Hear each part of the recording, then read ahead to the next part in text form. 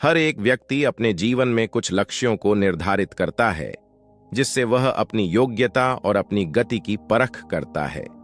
यदि लक्ष्य हासिल नहीं होते हैं तो वह अपनी कमियों को देखता है और उसमें सुधार करता है और फिर उन लक्ष्यों को हासिल करने की कोशिश भी करता है। कई लोग अपने लिए लक्ष्यों को निर्धारित करते हैं और उसको पाने के लिए रणनीति भी बनाते हैं, लेकिन वे असफल होते हैं।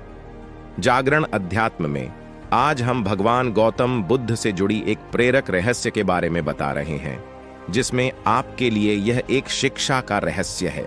भगवान गौतम बुद्ध को जब ज्ञान की प्राप्ति हो गई तो तब फिर वे संसार को उस ज्ञान से आलोकित करने निकल पड़े। जब भगवान गौतम बुद्ध किसी गांव में जीवन के विभिन्न आयामों पर प्रतिदिन प्रवचन देते थे, तब उनके प्रवचनों में जीवन का सारा गुण छिपा रहता था। उनकी बातों को लोग बहुत ही गौर से सुनते थे। एक व्यक्ति बिना नागा किए उनके प्रवचन सुनता रहता था।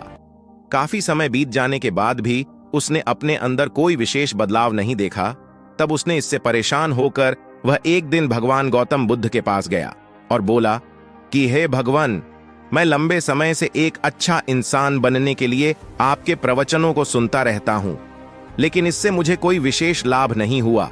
मैं एक अच्छा इंसान नहीं बन पाया, इससे मुझ में कोई बदलाव नहीं आया है। बताइए अब मैं क्या करूं? उस मनुष्य की यह बात सुनकर महात्मा गौतम बुद्ध जोर जोर से हंसने लगे।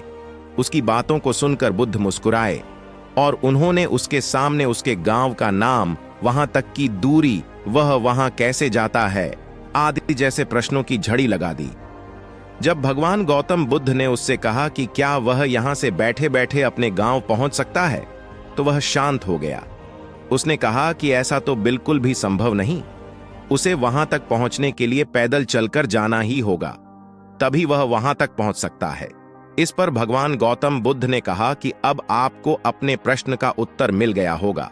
यदि आपको अपने गांव का रास्ता पता है, लेकिन इस जानकारी को व्यवहार में लाए बिना वहां नहीं पहुंचा जा सकता है, उसी प्रकार यदि आपके पास ज्ञान है और आप इसको अपने जीवन में अमल में लाए बिना आप एक अच्छा इंसान नहीं बन सकते है, उस ज्ञान को अपने व्यवहार में लाना आवश्यक है।